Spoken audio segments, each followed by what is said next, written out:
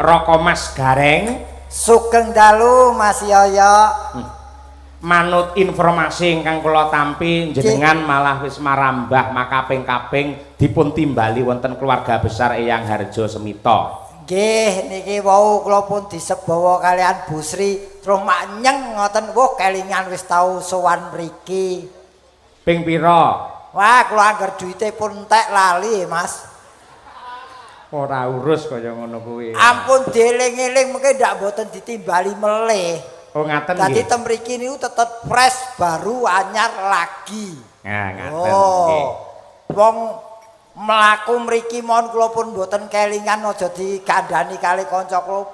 Pun tau mriki Pak. Oh ya disyukuri le berarti iki tanduk tegese nyambut gaweku ketrima rikala mbiyen. Alhamdulillah nggih. Wong pancen nyatanipun Bu Sri sak keluarga menika anggenipun tresna kalian budaya, ngrengkuh kalian para seniman menika nggih sangat luar biasa. Buktinipun nggih hidangan menika banyu mili mboten wonten kendhatipun lho Mas Gareng. Oh niki sing keladuk wani kurang duga gur siji. Napa? Yamene kok wis metu kopi lah mengko metu apa? Lah kersane piye jenengan niku? Kopi niku pun wancine ngantuk lagi metu kopi. Niki dereng ngantuk pun di kopi mungkin ngantuk nggih bablas turu. Sing jenenge seniman kudu tanggung jawab. Tegese kudu profesional, aja mung tergantung karo hidangan dan minuman. Ning sampean kudu konsisten. Gandeng dipercaya karo Bu Sri sak keluarga, carane piye tetap dengan semangat yang hebat untuk menghibur warga masyarakat. Lho yen kula niku tertib kok Mas, wong aja meneh kok nyambut gawe lagi budal mawon kula pun gasiki. Niki napa keperluane bersyukur niki tembus disyukuri diberkahi. Mula Semarang nu peteng dedet lho Mas. Nggih. Dugi kutha entuk pitu nu udan deres. Brus. Sik. Kutha napa? Kutha entuk pitu. Sing pundi niku? Semarang, Ungaran, kutha entuk pitu. Salatiga. Ayo salah telu lah entuk pitu to. Oh iya. Mengke. Wah, lah kok lengan napa sing kula nggumun bareng mlebu kecamatan Sampingan niku kok kecamatan apa? Mriki ini kecamatane Samping. Kecamatanipun Sambi. Lah ya sambilan lak Sampingan to Mas. Oh iya. Niku kok iso terang gasik upama teles pun lumrah ning mboten nganti makbres. Saya pun tumuju teng Kedung Kebo mriki. Mriki dusunipun niku ingkang leres Kedung Gudel Mas Gareng. Alah kok biyen kok gudel terus saiki wis gedhe wis dadi kebo. Wilayah kok biyen gudel aku rene biyen gudel saiki ya wis kebo. Iya. Niki tegese lek gadah damel keberkahan. Amin. Niki wah jan matur nuwun lho Bu Sri sampun nimbali kula makaping-kaping niki. Lho kowe iki titenono. Wong wedok ki angger jenenge Sri kuwi pinter memanage apapun rumah tangga maupun ekonomi. Buktine apa contone ndi? Niki Bu Sri, bojoku. Loh, bojomu sapa? Sri Yohan. Wah, bojoku ki angger ngene iki duit sing nata bojoku. Layak Bu Kesi wingi transfer ya rekeningi ya bojomu Bu Sri Rahayu SE. Kandhane kok Mas. Aku dadi iki kari nglakoni tok iki. Lah piye to? Lah ning ya ora apa-apa wong kabeh iki kanggo anak bojo. Ah iya. Dadi kanggo keluarga kaya panjenengane traing Mbah Harjo Semito. Harjo Semito kuwi lak ngrukun ngene iki aku seneng lho Mas. Dadi bola-bali wis tak jlentrehke. Kalau sebuah keluarga harus tahu arti keluarga. Apakah arti dari keluarga? Keluarga itu terdiri dari beberapa suku kata. Keluarga. Itu keadaan apapun baik suka maupun duka harus selalu bersama-sama. Lu ki lupakan egoisme masing-masing. Arahnya harus selalu berpikir positif. Terakhir gagasan harus sesuai dengan situasi dan kondisi yang ada. ada. Nggih. Gandeng iki keluargane Eyang Harjo Semito, mohon dipertanggungjawabkan sisan gawe Harjo Semito per suku kata maknanya bagaimana harus dijabarkan. Har kuwi harapan beliau keluargane bisa rukun. Jo nganti cerah bubrah. Sebisa mungkin sampai akhir hayat keluarga tetap bersatu. Nganggo mie barang toh? Harjo Semito kok mie barang piye? Milo anak putu ya miturut nganti saiki ya rukun. Terakhir to lho iki tata gelare manggone beda kutha ning tracere tetep kene Harjo Semito. Wah ya elok tenan. Aku ki mbuh aku seneng lho iki beliau nuwun sewu mergo sing tak tepung utawa sing aku ketemu Bu Sri. Beliau itu termasuk orang iki ana kata-kata yang baik. Beliau itu selalu berpikir ke atas untuk memohon. Berpikir ke bawah untuk selalu bersyukur. Berpikir sekelilingnya untuk saling berbagi. Dan beliau tidak pernah berpikir menjadi orang sempurna, tapi selalu berpikir untuk menjadi orang yang berguna. Wah iya elok. Ora neh ramokal wis marambah makaping-kaping jenengan ditimbali karo Bu Sri, wong nyatane pinter kaya ngono Pak Gareng. Aku tak hati-hati kok Mas. Aku ki tak hati-hati. Tak hati-hati mergo aku wis ngerti. Untuk bisa berjalan kita harus berlatih cukup 1 tahun. Tapi kalau untuk menjalani hidup ini butuh waktu bertahun-tahun supaya hidup kita tidak salah jalan. Wah, iya kata mutiara dan bijaksana. Iki ora mutiara iki yo senja utama terus biru malam. Kuwi kereta api ya nyok. Sindoro. Tegese kata-katamu bergas apik penuh nasihat ngono lho. Lah ya kuwi. Ya. Dadi ngono lho Mas, dadi awake dhewe iki hidup harus selalu belajar. Dadi ora ana kendhat anggone mikir lan sinau. Bener mergo sak larang-larange bondo kuwi ngelmu ya ta. Sak apik-apike tumindak kuwi sinau ngono kae. Aku cocok. Heeh. Ini tenan lho iki nggone rowo lho. Iki biyen riyen nggih teng mriki nggih Bu Sri. Nggih teng mriki nggih. Wah, marai jarake biyen le nanggap kesuwen dadi aku lali. Ayo kudune ditimbali matur nuwun. Tur yo ditata bergas lho Mas Gareng. Sing genah. Duit utawa rezeki sing tak tampa saka Bu Sri iki temonjo tumrap anak-anakku Mas. Kok iso? Ya tak nggo bayar sekolah terus terang biar nih pas kepepet wong kondisine Covid barang kok Mas kowe iki. Nalika Covid jenengan ya prihatin to kowe. Kuwi lho tak critani. Aja sok wong dadi wong sombong. Wis aku wis nglakoni dhewe. Kapitunan rugi tur bermasalah uripku. Jadi ceritanya aku kira seorang nun sewu niki mboten jeneng pamer kula mung cerita sak entene mawon. Kula niku PNS. Lah, gandeng PNS jane kuwale, kula niku jane seniman nyambi PNS. Mboten PNS nyambi seniman. Dadi seniman nyambi PNS. Gandeng aku garenge laris, terus aku ngajokke pensiun dini kurang 5 tahun. Wong tanggapanku laris kowe kok. Ben bengi tanggapan terus ya. Ngapain ngono to? Wis delala kok di ACC. 2018 di ACC SK pensiunku teko. Mudhun lah kok 2019 ndara corona rawuh. Weh, bosok ra kowe. Dadi jagake tanggapan 2,5 tahun meringis ning omah. Wah ternyata wong sombong iki entuke rugi karo rugi. Mula kae to dawuhe para pinter wong kibir iki bakal kejungkir ngono kae to Mas. Bener wis. Lah iya. Wis aku wis ya ini teguran Tuhan kepada saya. Ning saurunge Covid teko jenengan lak tanggapane wis laris, tegese tabungane wis pirang-pirang to kuwi. Loh. Kowe iki seniman apa dudu? Seniman. Kowe seniman, aku ya seniman. Padha. Kowe ngerti to pola hidupe seniman ki piye? Lah piye? Entuk saiki entek engko. Kuwi lek awakmu, lek aku ya ora, tetep disimpen ditabung. Ora ya mergo kowe entuk bojo galak kuwi. Ora galak ya tertib bojoku ki.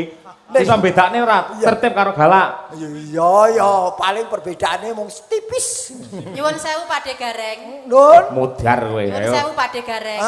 Nduk. Enten ngeten lho nggih paribasan ngeten. Bojo galak. Bojo galak itu belum tentu untuk menyengsarakan. Namun menjadi bojo galak itu adalah wujud penyelamatan suami. Bener, bener kuwi. Lho, kuwi lho nyelametke kowe. Saiki mang takoni ibu-ibu sak niki sak mboyo lali. Lek mboten galak, bojone ya mesti aneh-aneh ra ndek wedi. Wah, ra ndek wedi bebas. Saya konoan kuwi.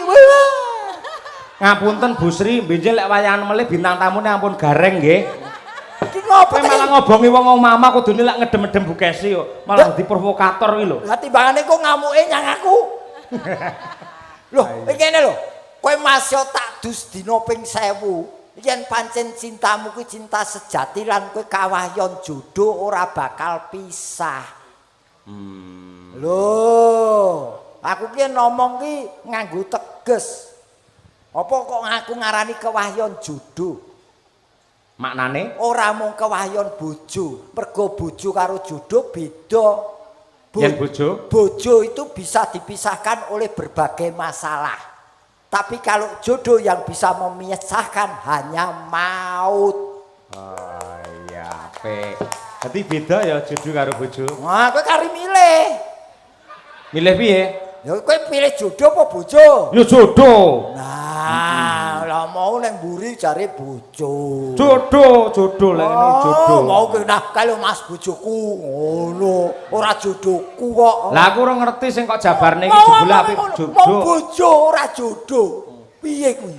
Gandeng niku wau kan keweden kalih kula to Pakde.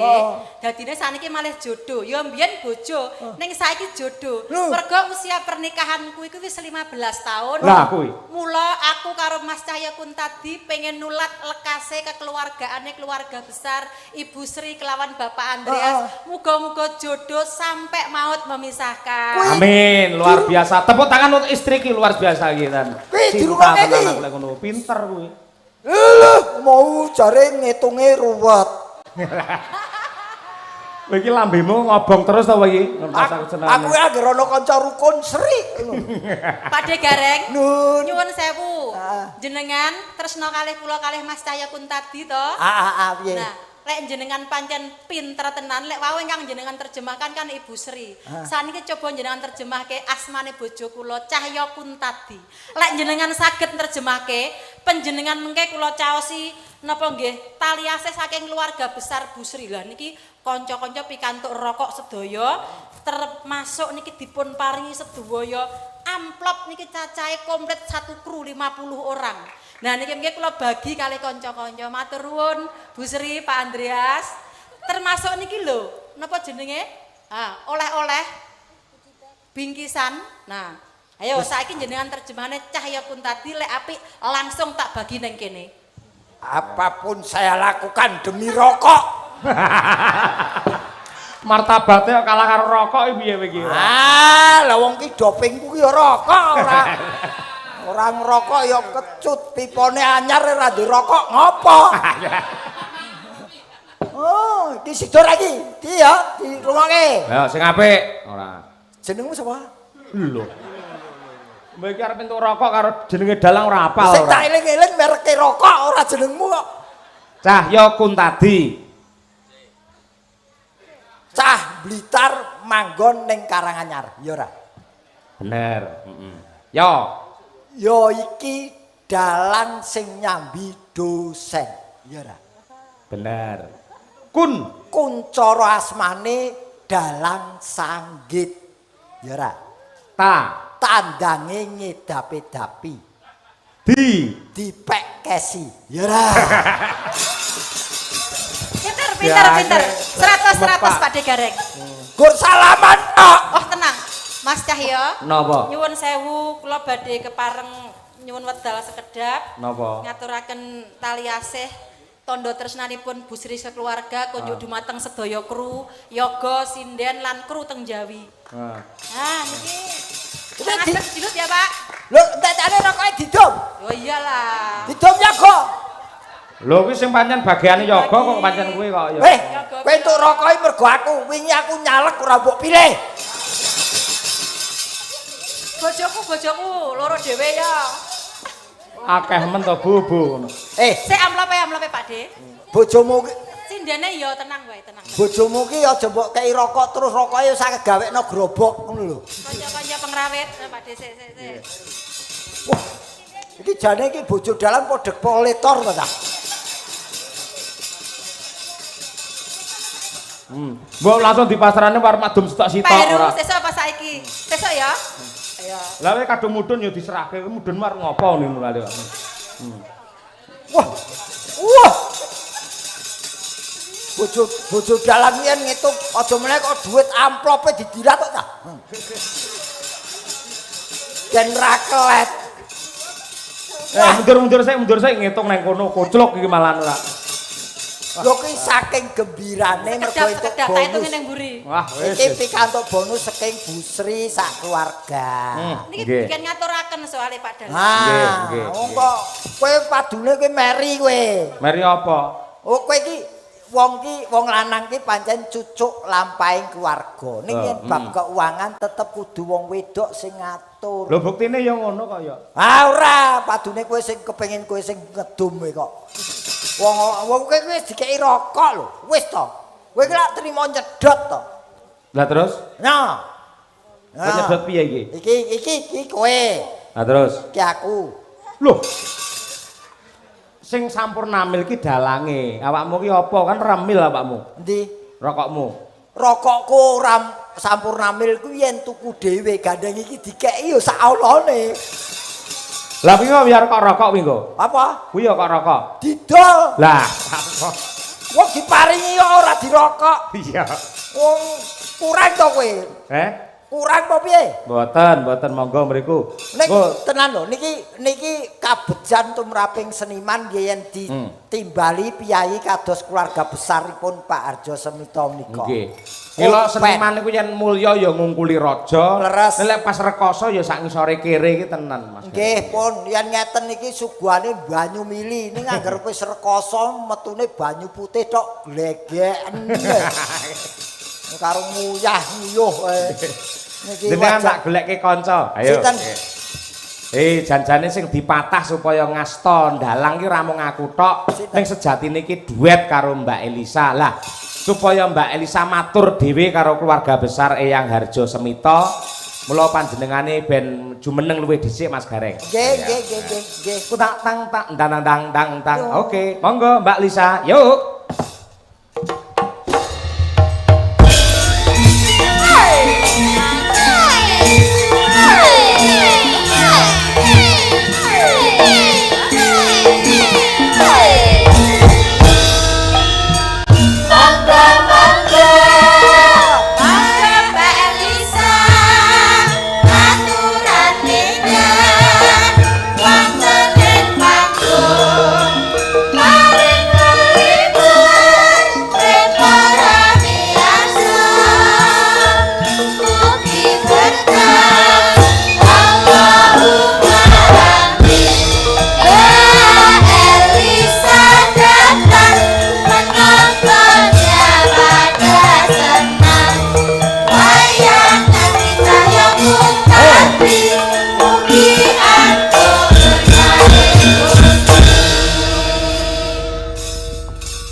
Sugeng dalu Mbak Lisa. Ngaturaken sugeng dalu wilujeng dalu Mas Sange Yulimbo Pak Cahyo Kuntadi ingkang kula tresnani, Pak De Gareng ingkang kula hormati lan kula puji-puji pepunden kula.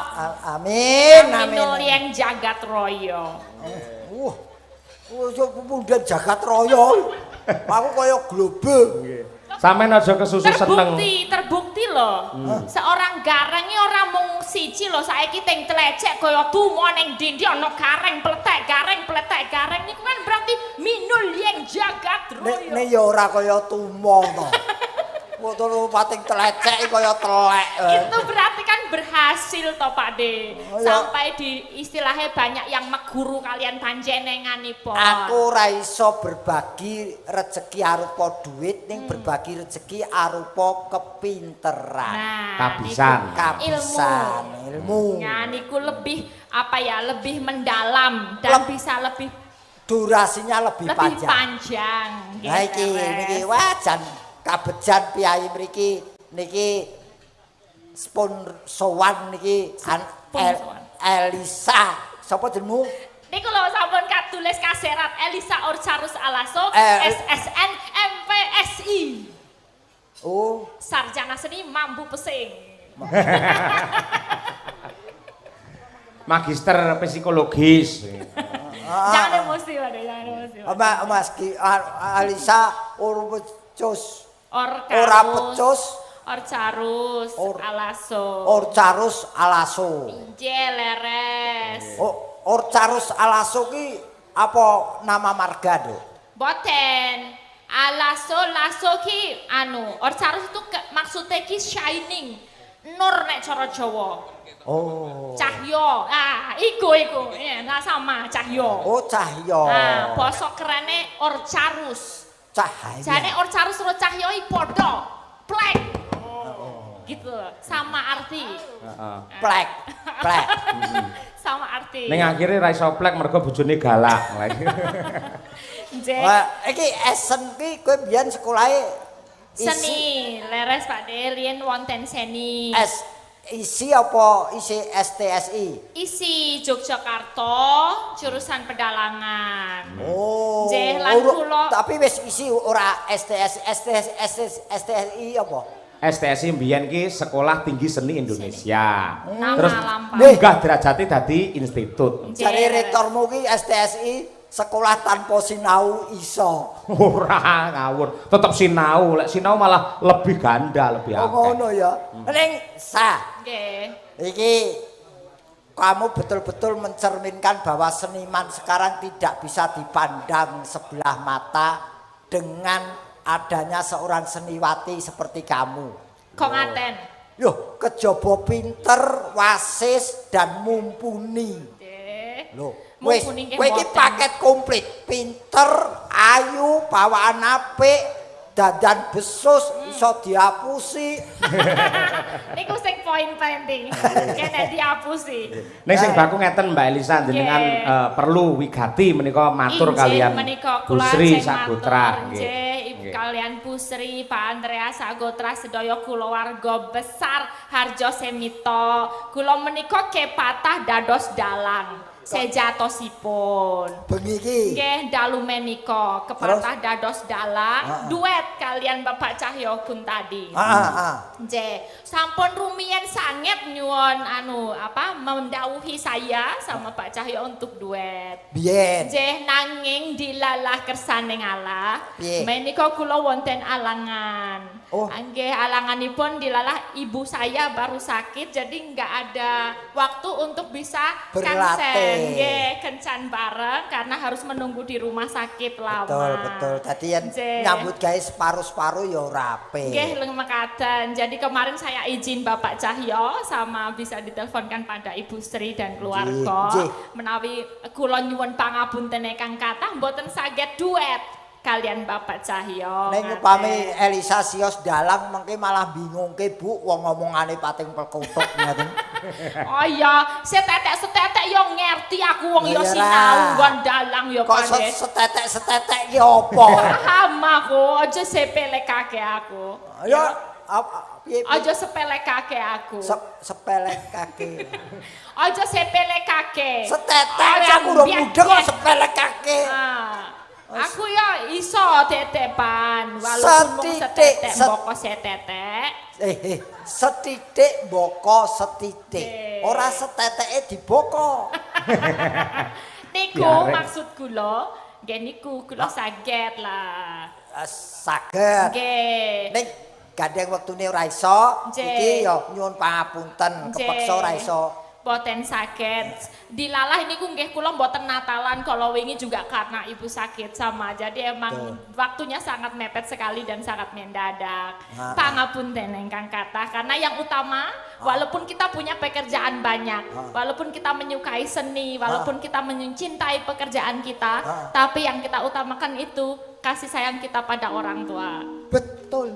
Ya, iya, iki patut iku nomor minangka contoh. siji. Kuwi sing marake awak dhewe iso rumaket anggone paseduluran dimulai dari rasa cinta kita nomor siji karo ibu. Betul. Nek wis seneng karo ibu, mencintai ibu bagaimana beliau melahirkan kita, kita sadar diri. Betul. Ojo nganti natoni perkataan kita, ojo nganti natoni ibu. Rasa. Ya.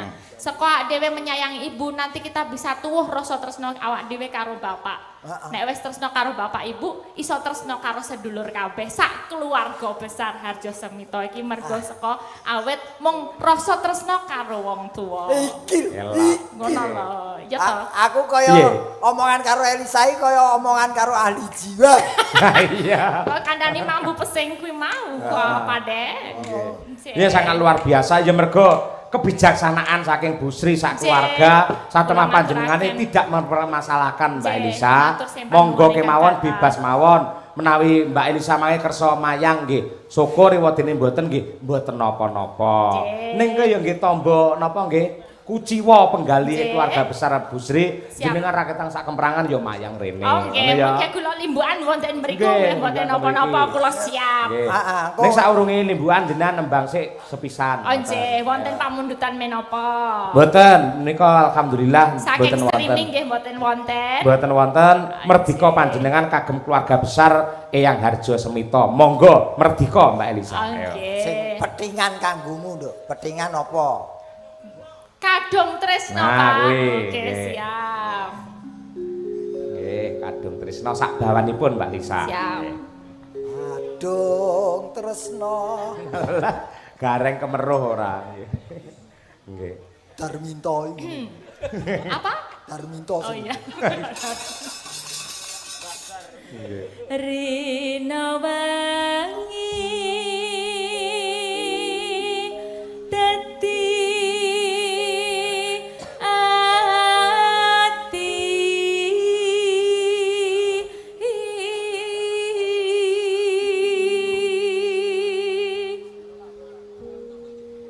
tanpa dahar tanpa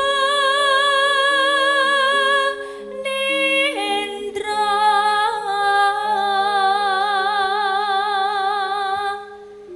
kayung yon marang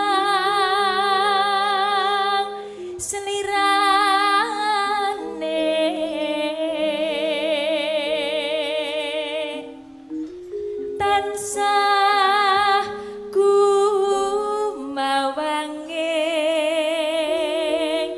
netra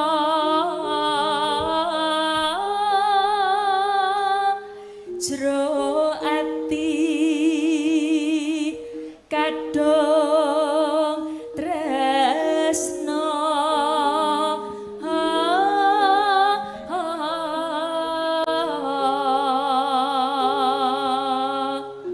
dan liya amung seliramu satemah loro asmara.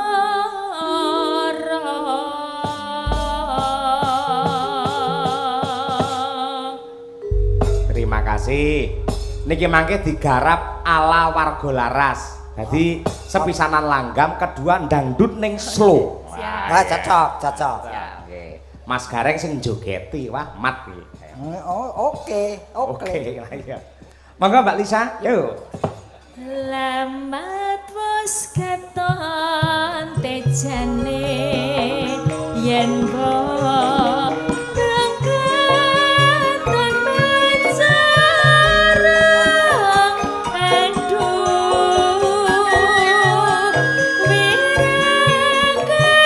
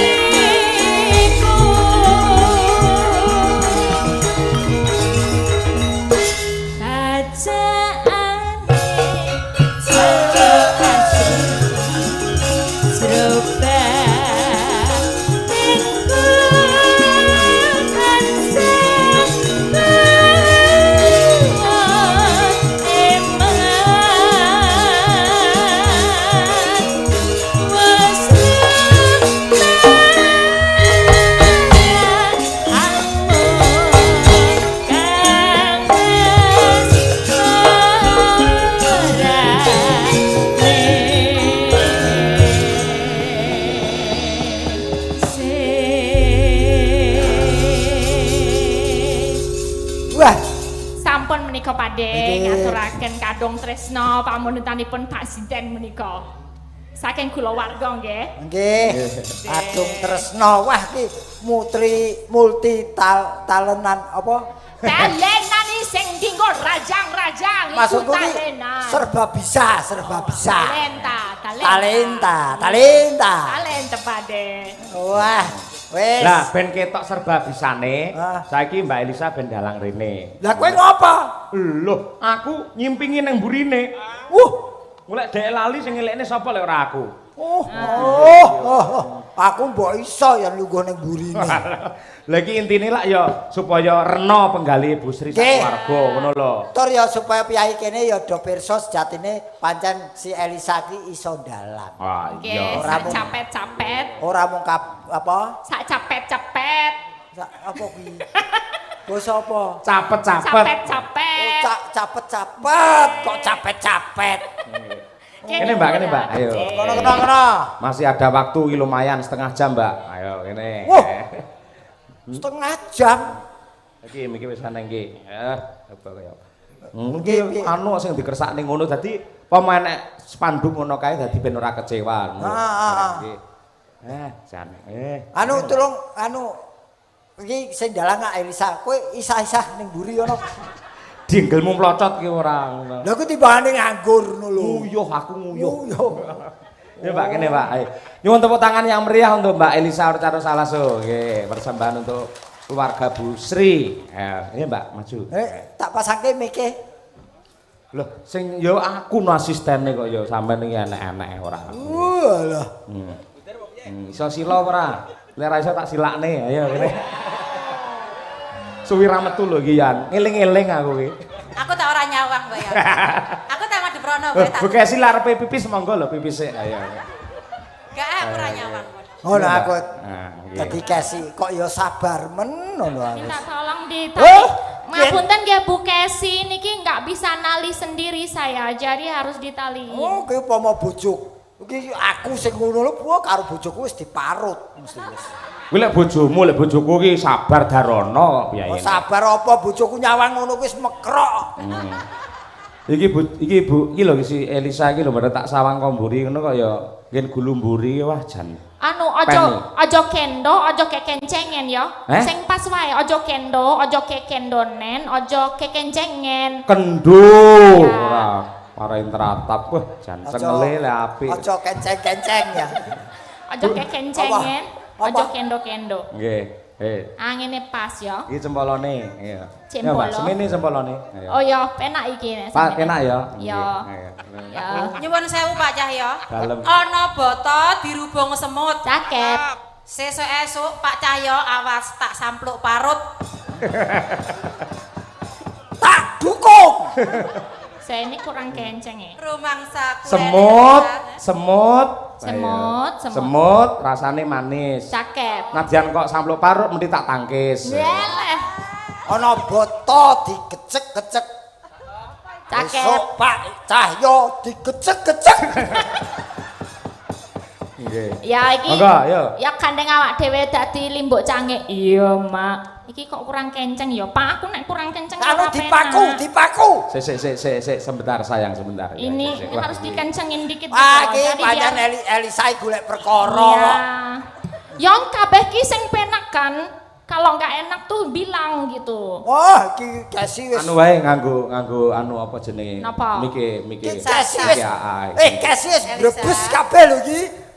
Elisa. Beda cagake beda. Do Elisa Cahayu. Nggih, Bu. Elingo karo Bu Kesi. Awakmu teko kene dadi bintang tamu sejak Bu Kesi lho. Iki Bu Kesi leres sing Wis dikodawo. wis pas, Mbak Elisa, pas. Pan nah niki pas Pas, niki. ayo. Nah, Elisa. nek kenceng gini enak. Elisa ora iman-iman kowe Cahya kuwi wis expired lho. Pade, iki ning kene aku dalang ya. Perbawa sesuk manut aku. Oh, wis dadi dalang ya iki kok Lah iya no. Saiki kareng diam dulu. Oh iya. Ini limbuk cangik mau ngomong. Oh ya iki. Nduk. Iya, Mak. Iki awak dhewe sak loron dadi nyuli. Dadi limbuk karo cangik. Iya, bungah tanpa upama ya, Mak. Iya. Ketiban sampur jane mono ak dhewe kon duet karo Ki Dalang Cahya Kuntadi ora dadi ngopo mak. Ning saiki awak dhewe nyuli raketan mung sedhela. Enake kepiye? Kaya burung ya. Hah? Ya wis apik terus. Aja gagas penonton. Penonton sok cangkeme elek. Heeh, seneng kaya ketiban apa Mbak Elisa? Hah? Seneng kaya ketiban apa mau? Ora krungu aku. Kaya ketiban apa sampur? Oh, sampur. Ya. Ketiban sampur. Awak dhewe kanugrahan iso lungguh ana ning bantale Ki Cahya Kuntadi kene. Wong lungguhe aku ora apa-apa lho kowe iki. Rasane piye nduk anget, Mak? Penak apa ora penak bul bantale empuk. Iki penak ya dhewe kepela yo ak dhewe tugas dadi dalang berarti matah bintang tamu gareng karo Cahya Kuntadi. Kingko iso rebutan karo Tatin. Kiak dhewe ngongkon Tatin ben maju, soalnya ket mau ngumbang-ngombe ya mak iya. Ayo Tin maju Tin iki wayahe maju diwehi lagu apa ta apa? Apa ya lagune manut karo kanca-kanca madang karo. Ora ono lagu kok judule manut. Oh iya, berarti nyaran apa no? Oh iya. Oh aku ngerti. Apa? Lagune nek madang karo biasane anu panas-panas sikile mlentung. Apa kuwi? Kae lho Medion kae lho. Oh. Apa kae? Panas-panas mlaku. Ah, panas-panas. Sing plendungi awakmu tak plendungi ora. Panas-panas mlaku, Mak. Ya nyun panas-panas mlaku kanca-kanca. Mbak Tatin, siap-siap maju ke depan.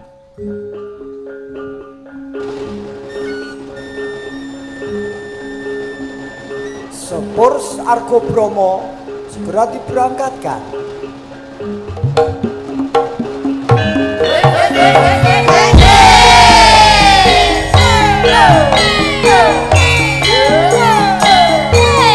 Hati numpak sepur ya, Mak. Iya ndak numpak sepur.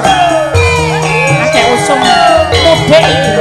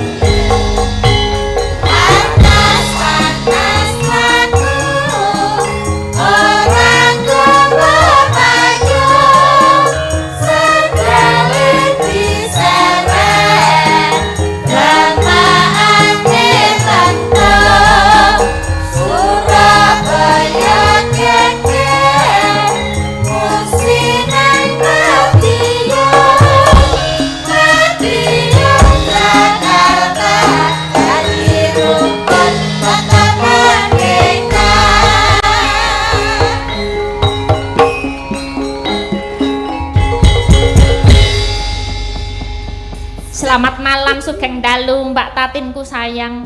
Sugeng Dalu Mbak Elisa Orcarus Alasu. Mak Cangik ngono wae. Mbak Limbo Mbak Cangik. Gimana kabarnya Wilujeng? Alhamdulillah sehat. Sehat. Waras toh?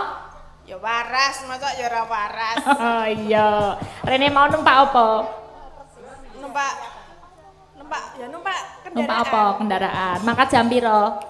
Mangkat jam 7. Oh, nah. Ngono kuwi. Apa? Nah. Pak De iki ngertos mboten kula wau ngomong napa kalian Mbak Tatin? Kowe ditakoni budalmu karo sapa? Lho. Oh niki mau. Budalmu rene karo sapa? Oh, aku karo bojoku. Bojomu nah. Bojomu nah. Bojoku Lho ta, beda Pak De, cobi Pak De nek jenengan sik tanyain. Bojomu isih enak. Kuwi lho, ngono kok ya ora krungu ta? Lah, kula kurang meneh ming bojomu. Lah iya, kuwi bojomu ki sik tegese sik berjalan normal ngono lho. Maksudnya niku ta? Heeh. Ya jek normal Mbak dalam. Oh iya syukur. Jare mobilmu lha. Heh? Jare mobilmu lha. Apa Pak De? Jare mobilmu Mobilmu wis lunas. Oh. Oh saiki bahasa Pak De yo ngerti to. Dadi mobilmu ku tau kecemplung banyu, knalpotnya kena banyu. Ya lunas. Oh iya Sampun alhamdulillah menika. Syukur. Berarti kowe mau karo bojomu numpak mobil lha. Eh? Berarti kowe mau karo bojomu numpak mobil njuk lha. Aku ora Pak De bojoku. terjemahke Pak De. Napa Pak De? Kowe ning jero mobil karo bojomu ki ngono. Ngono piye? Numpak ngono lho. Ya iya numpak wong sing nyopir bojoku lho. Lah iya, kowe karo bojomu numpak mobil. Lah kok ngono-ngono tangane maksudnya piye? Lho apa ngegas ya ora ngene. Lho nek nyopir kan ngene. Lho niki Ngegas, kok iki ngene-ngene. membake sikile ngegas. Lah iki karo bojomu ki ngono to. Nah, ngono lho, kok ngono ora paham lho. Aku mau ora ngono-ngono, sing ngono-ngono ming bojoku. Ngono lho. Heeh. Lah Pak De mau ngono-ngono apa ora? Ora aku padha lanange ke. Sak rombongan lanang kabeh. Maksudnya Pak De jek iso ngono-ngono apa ora? Ngono lho. Oh, ya aku ora ngono mergo sing ngono sopir. Oh, berarti Pak De wis ra iso. Ya kari delok mungsuhe sapa. Mungsuhe anyar ya tak ngonoke. Pak De sing ngarahke kaya kopilot maksudnya. Kae sing marane bingung kae lho. Lah ya ngene Aku ki mau ngetes lho Pak De. Apa lara mata Mau kok mbok tes? ngetes. Ngetes, Maksudnya tuh kepekaan ngono lho. Ning kene ki kan keluarga, kabeh ki keluarga. Nek pancen keluarga sedulur ki ora sah dadak krungu komplit ki ngerti dong Wes, peka ngono lho. Aku ora melu-melu iki. Lah, Iki perangi pia karo geplak ya iki. Lah Kok piye karo keplak? Weton Yogya kabeh iki. Lah ya Mbak Elisa, kita kan Inggih. sama-sama dari Jogja ya. Iya. Kenapa bahasamu menjadi Loh, iki ngetes. Jare mono kowe mbiyen wis tau bodek.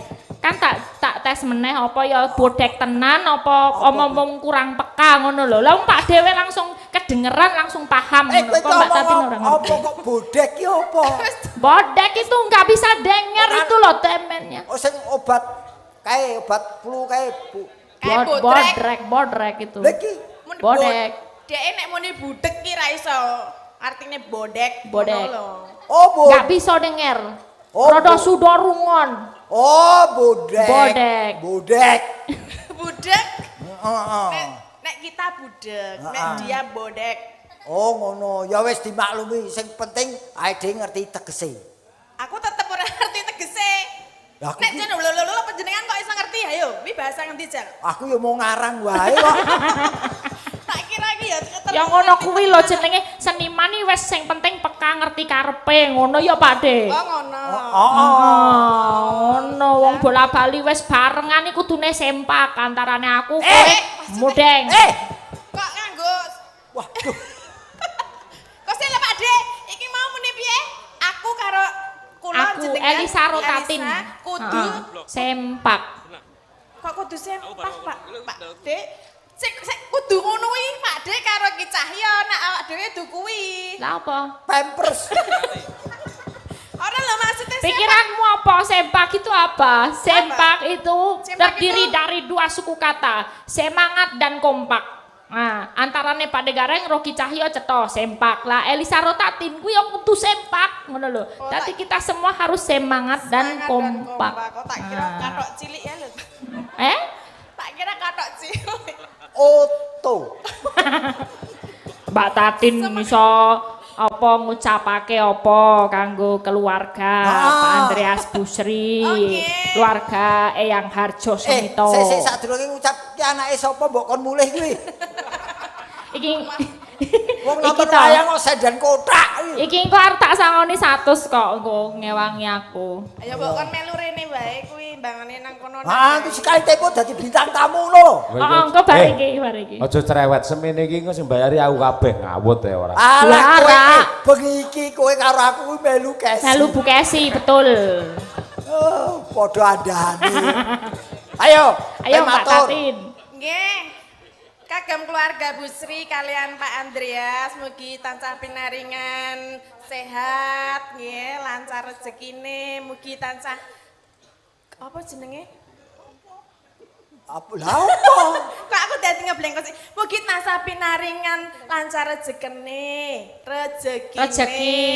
terus tansah Rukun. guyub rukun, bahagia mulya mboten enten apa Alangan setunggal menapa ngenten nggih. Nggih. Aku nek kon ngomong karo kaya Elisa ora iso blek. Tur ya kowe iki ndongake wong ki ya percuma kowe ndongakno awakmu dhewe sik.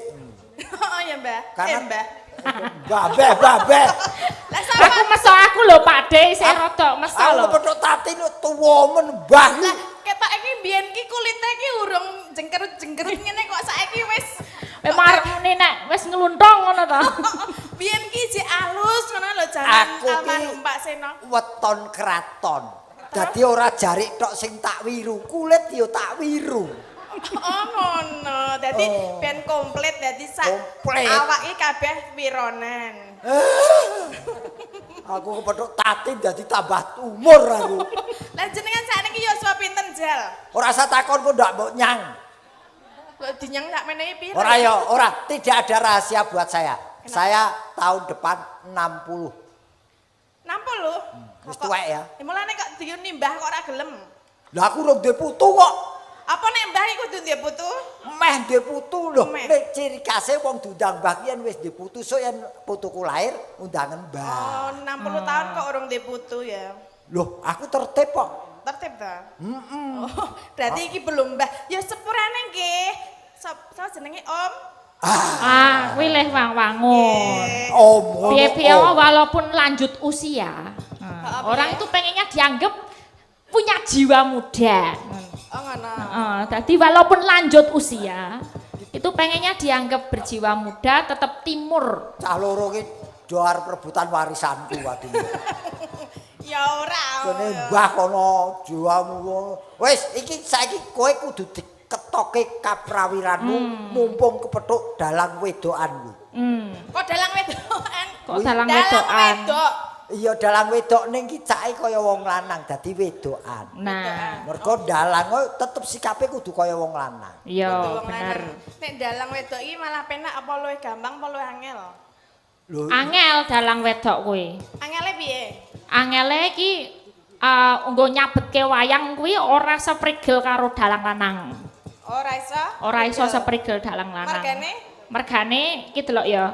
Lho. Nah, ana sing mengganjal. Nggon arep nyabetke iki ana sing marai ganjel kuwi lho, wis sing Tapi nek marake ra keprak iso. ya jek ngono. gene ora ana sing ganjel, sok meneh nandalang dilaminating. Kaya ana dalang laminating dulu ke Wong kari fotokopian. kabeh kari anu sing carane kepiye kok terganjal oleh situasi dan kondisi. Nah ya, Iya, dicoba. Elisa luar biasa apa-apa iso lho Pak. Iso wis Dalang iso, Iso. nyanyi iso, Nyinden oke. iso, Nabuh oke. nyopet ya oke. Nyop. Iki lho kancamu dhewe lho. Iki Mbak Tatin ana spesial permintaan lho iki. Napa? Mbak Tatin kudu gandrung Pak Cahyo Kuntadi. Ya ana permintaan tenan. Dadi sing gandrung kudu Mbak Tatin. Pak Cahyo Kuntadi carane iki pasif. Nah, sing aktif sing wedok. Nah, engko sing dadi embane Pak De Gareng. Aku ora mlebu aku. Lah piye? Ditonton wong akeh dadi ban. Lah kon dadi Loh, apa? Yo. Purbawaseso ki dalang lho, Ora, aku bebas dadi- dalang arep dadi kepiye aku kok. bendahara. Oh, bendaharane buka sibuk niki nganu nggih kula nyuwun izin nggih menika. Nggih wis siap kok. Mbak Tatin gandrung Pak Cahyo Kuntadi. Terus lakone apa? Lakone gandeng sing wedok sing gandrung berarti Mbak Tatin dadi suminten ngono. Kun, ayo kun. Kun. Kun cengelmu iki ora. Nah, Oh, yo Sing aku. komplit ngono lho. aku- Cahyo Kuntadi Pak kan. Cahyo Oh, lah, lah, lah, Kuntadi engko aku- dadi Mas Broto. Mesune karo Elisa kok ndemoke karo aku. Ayo. Ya. Oke. Biasanya aku lek diperintah karo sapa-sapa iki emoh. Mau terus? Gandeng sing perintah iki wong ayu to, dadi aku gelem malian iki. Oh, ya. Pak. Iya, sama-sama. Oke. Alah, Ini tenang aja. Ini cowoknya pasif. Jadi yang aktif nanti harus yang cewek. Nah, kok nek Mbak Tatin kurang aktif engko tak kritik engko dicomot karo Bu Kesi. Oh, dicomot kok wis lunas kok. Oh, toh, kok aku urung. Iki piye posisi kula pripun iki? Oh, jenengan dados broto, mengke sik nganu sik ngoyak-oyak ben Mbak Tatin. Maksudnya kula linggo napa ngadeg? Oh lah. Ya ngadeg. Nah menika perbuatan penonton pripun Pak Cahyo menika jumeneng napa lenggahan mawon? Jumeneng nggih Pak. Wong lanang iki kudu ngadeg. Nggih, pangapunten Pak Cahyo. Siap, Menika nggih. panjenengan Mosok wedok. nggih. Ayo. Ayo to. Yo, turuk. Ngono. Jarweng jarwa.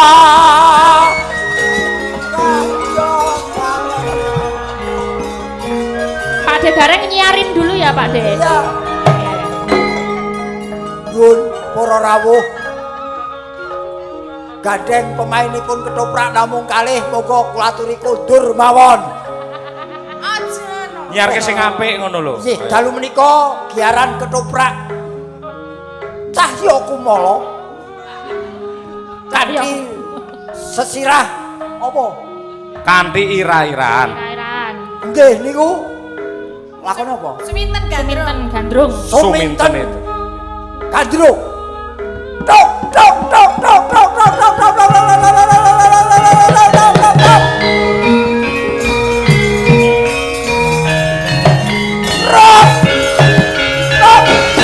wah sabar delo. Ngopo? Kekantem lampu lho. Ya polahmu kaya ngono kok ora. Ayo, Mak. Mas Brata. Kusik. Ndak sawang yen ora kleru kang dadi panyawangku. Iki kaya suminten sing mrepeki aku. Kula Den Mas Brata, kula menika sampun madosi panjenengan wonten pundi-pundi kemawon kok ya ketepune nang kene ngono lho. Bekasi ora sir pipis-pipis sik ngono lho ta.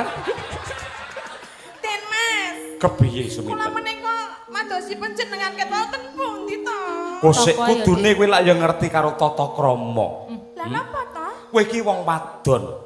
Kudune pinter ndelikake wadine. Kenapa kok kowe wani gepok singgol kelawan aku, suminten? Lah kula menika sampun kapan saestu kalian panjenengan lho Den Mas?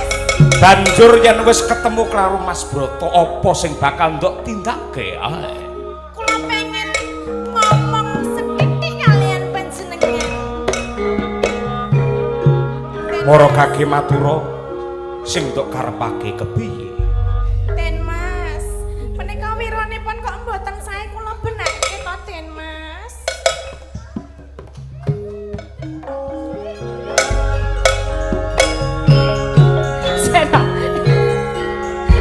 Iki ket momok totak iki ning ndi to Sing asale? sapa to sing entok? Asale ana totak.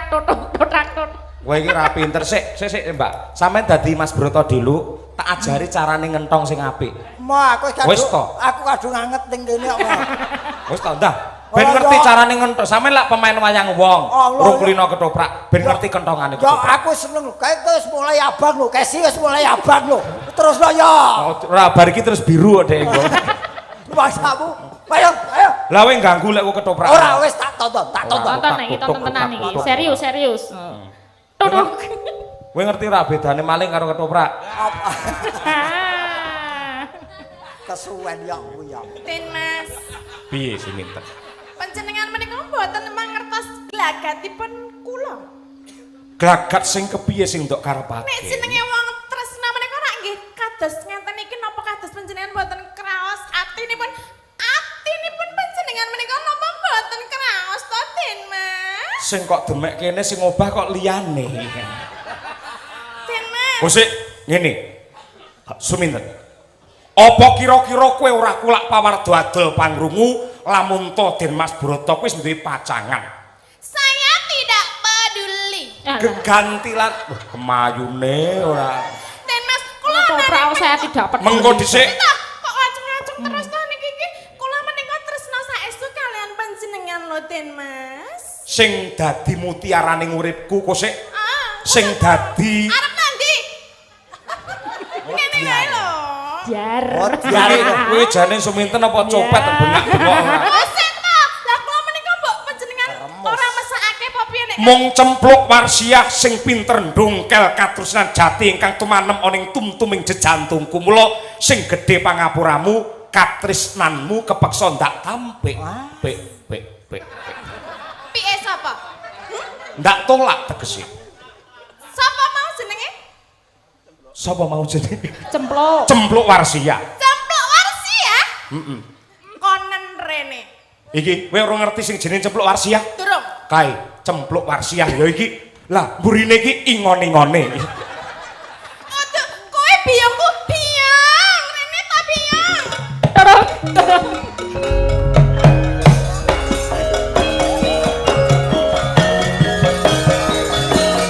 Lah, ya.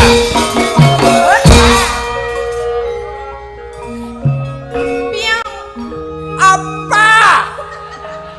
biyong ngene iki lho, aku ki tresno karo Den Mas Broto ning kok Den Mas Broto kaya sia-sia karo aku, mbok aku njaluk tulung iki kok di apa ki jenenge dipernahke atine apa dipernahke ben Berat. seneng karo aku ngono lho. Aja kok nek kowe kok nolak, kowe ki aja nganti nek Broto wi nolak, kok nek nolak aku sakit. Sakit kok nek aku sakit. Wis omong dhewe kono. Lagi. Wong berat. Kok brot? Berat to. Oh, brot. Kowe sapa? Destontenmu. Kok ana pawongan cat katon cat ora ki sapa? Iki Demit. ketoprak rambut demit. Kok kowe tega? Ora napa tresnane. Sapa jenengmu? Cuwitan. Suminten. Apa kowe pancen tega? Mlatra, Mbak. Ketok.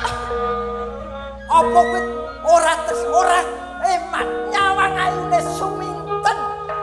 Katresnan kuwi kanugrahan saka Gusti kang nyipta jagat sing menungsa ora bisa nampik sarta milih. Pilih aku ya mung cempluk warsiah, parandene Suminten babar pisan ora ngrengga jroning batinku. Oh ngono to. Pancen. Ngono. Ya, Ya wis. ora tanggung jawab. Lah wong Den bener. Mas, jenenge Tresna kuwi jalaran saka kulino lho. Tresna kuwi jalaran saka kulino. Bener. Nen kok kula nek apa jenengan dipun tolak, jenengan bakal kualat. Kok kualat? Biyong rene ta? Kok dadi kowe iki ora iso iki lho, iki kenapa kok dadi anu terus iki? Iki lho. Lah yen kowe pancen tresna karo aku napa dadak lantaran biyong iki? Panjenengan ora manut karo aku. kok. Mongko biyong iki lak ya ora tanggung jawab. Lah iki Biyong iki ora tanggung jawab. Kudune iki pinter nyimpen wadine wong wadon. Parandene kok kaya ngono. Biyong. Iki lakone pembantaian apa piye? Maksudnya mbak aku ditembungke ben nganti dadi ngono lho. Broto. Piye? Welas sono anakku, Broto. Welas kepiye sing tuk karepake? Ora ketang ngomong sedina. Dadi bojone Aja sedina 5 menit bae aku terima. 5 menit yen pancen ora enak balekno. Kok ngono ta? Oh, ya iso kaya 5 ngono. menit andum katresnan ngono lho. Andung katresnan. Ora bisa. Katresnan iki dudu barang lelemeran. Ning kuwi sifate suci. Ora kena kanggo dolanan. Bener. Aja ngono, ning aku tresno tenanan kok nek jenenge nampik wong wedok, engko bakal ditampik genti ngono cepet. Broto. Brat. Kok Broto. Berat. Berat. Kamu mau enggak? Toh. Tompo toto. Ora bisa. Ora ketang mung sakedheping netra toponen anakku. Loh. Kowe iki dapuk dadi sapa jare emban kok wong tuane si Suminten? Kuwi adopsi. Toprak adopsi. Lah wong iki boke ngono lho. Aku iki boke Den Mas Suminten. Broto. Nek pancen kowe tresno karo jenenge sing ceplok warsiah konen rene. Pratane cempluk warsiah monggo Bu Kesi Rahayu tok tok tok tok tok tok. Monggo Bu Kesi.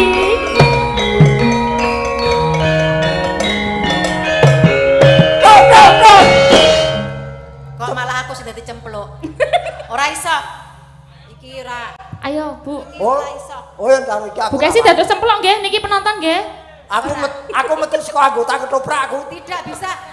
Ini gara-gara rumah tanggaku hancur karena kamu. Memangnya yang bisa dalang cuman kamu. Oh, Sana, kamu jadi cemlok. tepuk tangan untuk Bu Kesi. Wah, iki tak estu niki Bu Kesi akan menjadi dalang. Siap. Tintingane 6. Wayange dibubarke tenanan iki. Oh. Masane sing iso dalang wong kowe iki. Kuwi lek terus jejeg, bisa. kuwi lek jejeg keprak buanter mau ning omah bagane jejekin dasku kok. Gandane kang sekar gaduh. Tepuk tangan para lega. Lawan kembang-kembang menur. Bagi iki dalange akeh men. Arum. Ora usah nganggo iki. Moh aku kuwi tipakmu, moh. Winar lan ayat-ayat tayan. Kanthi kusum mangambar. Waraku sing dupa kanggo melon. Kelon kati mega lir membo Bathara. Piye coba? Wah, Masa luar sing iso biasa. dalang kok Elisa tok? Sayangku, Masane luar kok biasa. nggak bisa? Aku malah lagi ngerti sampean iso ndalang apike kaya Iso iki mengkono. lho diterus kira serpak ayo. Dandani lawang to. Lihat lang ning kalanggiana glar panda moncar ayo. Sing marahi sapa kuwi? Sanjis, ayo sangan.